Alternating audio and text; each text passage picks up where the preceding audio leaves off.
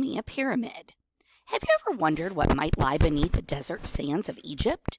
Over time, the sands have been slowly giving up some of the secrets. Thanks to archaeologists like Jean-Francois Champollion, the world has learned more about the ancient cultures of the Egyptians. Champollion deciphered or figured out the meaning of the hieroglyphics used by ancient Egyptians. Archaeologists are still making discoveries today, but many mysteries remain unsolved. This week, we'll learn about some of the famous rulers of ancient Egypt and some famous structures they built. We'll also learn about some of those hardworking people who helped bring knowledge of the ancient Egyptians to our modern world. We call them archaeologists, but in many ways, they're really detectives. Keep reading to see what they've learned about the mysteries of ancient Egypt. The Great Sphinx.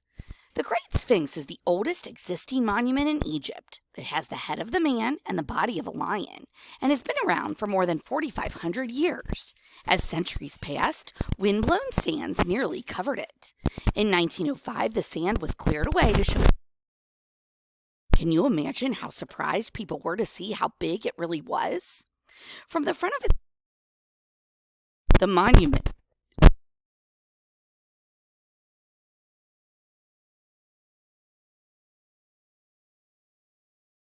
between inscription. It tells the story of a young prince who fell asleep by the giant Sphinx. In his dream, the Sphinx told him that if he cleared away the sand from his body, he would become a force.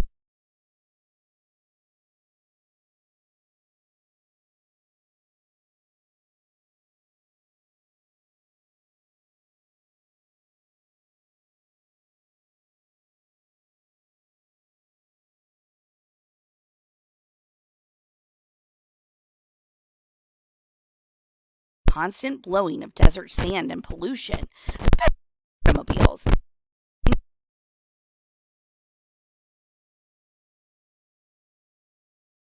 To future generations can see it.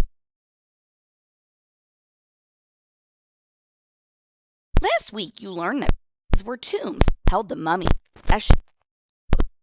Since it took years to build a pyramid, pharaohs began their tombs long before they hoped. No one knows how the ancient Egyptians cut 2.5-ton blocks or moved them to the site. Archaeologists believe slaves hauled wooden sleds with runners. Pushing and dragging, they set the blocks into position. The stones are tightly positioned. You can knife. When complete, the entire pyramid was covered with white limestone. Over the years, people removed some limestone, but you can still see the remaining limestone at its top. Inside the pyramids were passageways and chambers for the mummy and its belongings. There was also a shaft for the spirit, called the Ka, to come and go. The Great Pyramid of Giza was built about 2540 BCE by Pharaoh Khufu, also called Cheops. It is the only remaining wonder of the ancient world, and it stands about 500 feet tall. It covers about the same area as 9 football fields. What about all the treasures of the tombs and pyramids? The gold, the jewels, the art? Unfortunately, tomb robbers got there before the archaeologists and took most of the valuables.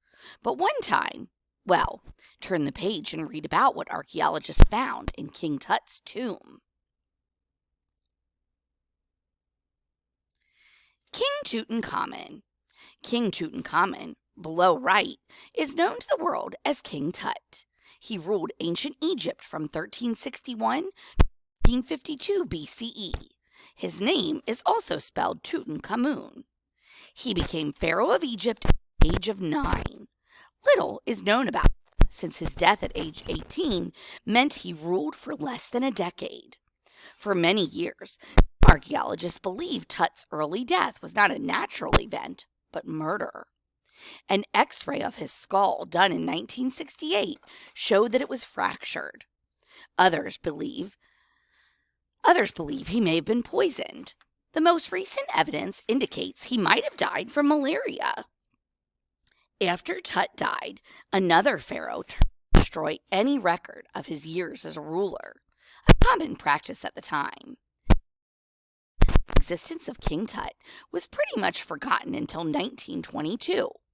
That's when archaeologist Howard Carter discovered his tomb buried in the Valley of the Kings near the city of Thebes.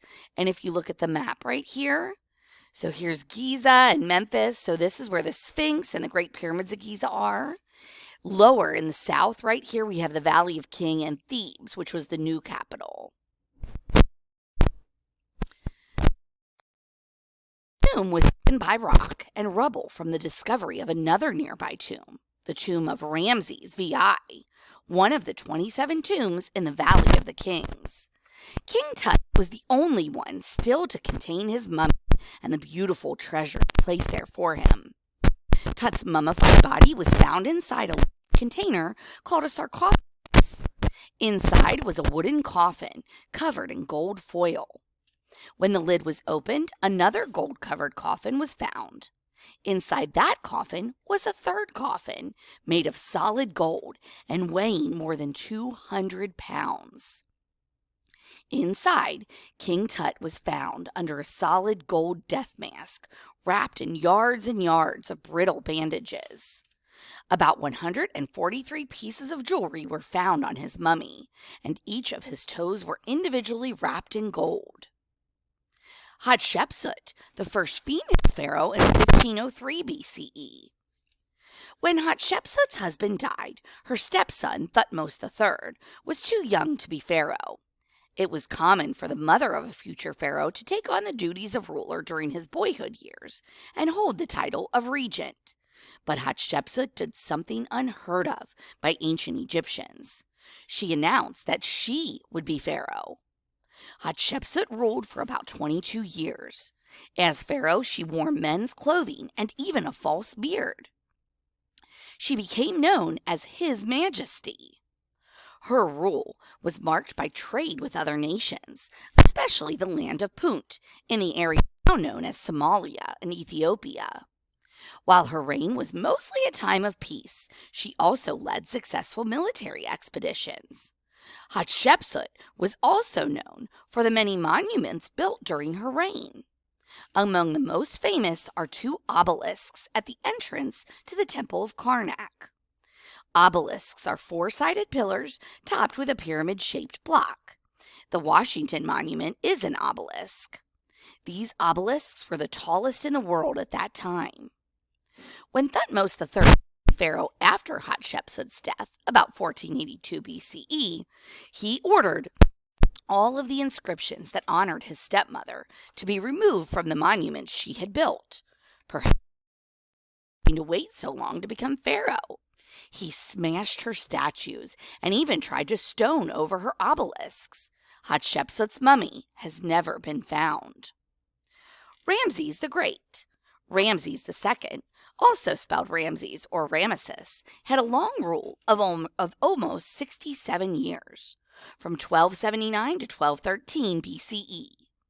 During his rule, Egypt regained much of its territory lost under previous rulers. He reconquered what is present-day Turkey and the lands of Egypt extended south into the area called Nubia. He also things and naming them after himself. Ramses had more structures and statues built than any other pharaoh. One of the most famous was the monument at Abu Simbel.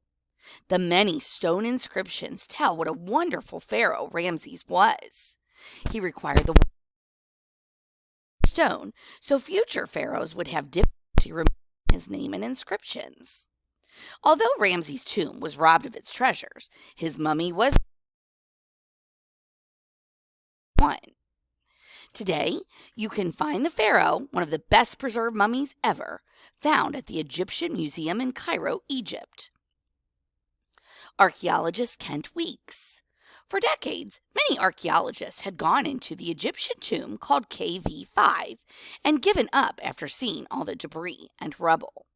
American archaeologist Kent Weeks decided to investigate the area and made one of the most amazing discoveries to date.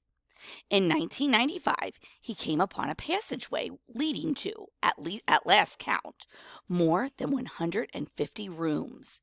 It's believed that the tomb may have been the resting place for many of Ramses the Great. Written records claim he had about 100. Although it is called the Tomb of the Sons of Ramses II, his daughters may be buried here too. Archaeologists continue to examine the huge tomb. The only way to explore much of the tomb is to crawl through tons of flood debris. Every piece of debris must be screened for artifacts.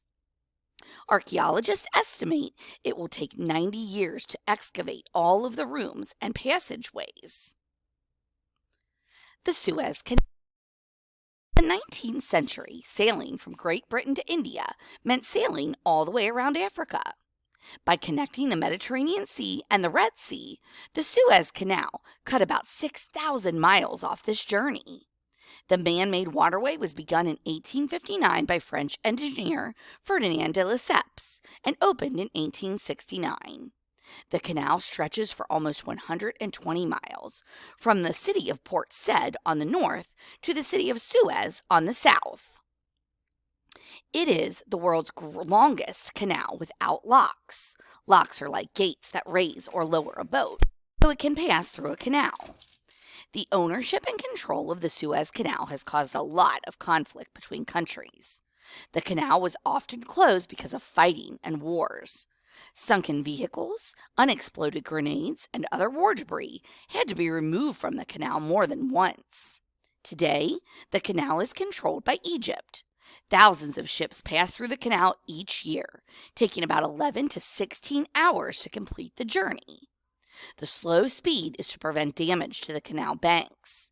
Dredging machines work constantly to keep out blowing desert sands, so ships can move freely through the canal. Did you know you can see the Suez Canal from outer space? Howard Carter. Most people thought the idea of discovering another tomb in the Valley of the Kings was foolish. They thought all the tombs had already been unearthed. Evidence of King Tutankhamun's tomb was found too close to another tomb and thought to have just been dropped by grave robbers. Howard Carter thought otherwise. An English archaeologist, Carter was funded in his search for King Tut by Lord Carnarvon. After 5 years, nothing was found. Lord Carnarvon also was ready to end the search, but Carter begged for one more try. In 1922, a water boy hit something with his heel as he tried to make a place to set jars of water for the thirsty workers. It was a step in the desert sands. Workers began digging and unearthed an entire stairway, ending with a sealed door. At the entrance of the tomb was the name of Tutankhamun. Carter was trained as an artist and even at a young age was fascinated by Egyptian history. He went to Egypt at the age of 17, working as a tracer. Back then, tracers copied ancient drawings and writings for people to do further study. He loved his work in the old tombs and actually slept with the bats in the tombs at night. Carter decided he wanted to be an archaeologist. When King Tut's tomb was found, Carter took photographs of everything and tagged the items before anything could be touched or moved. It took him and his team 7 weeks just to clear out the first room, the antechamber. The tomb of King Tut became famous for, as of today, it is the only tomb found that still contained its wonderful treasures and mummy. Carter, who died in 1939, also found the remains of Queen Hatshepsut's tomb in Deir al-Bahari.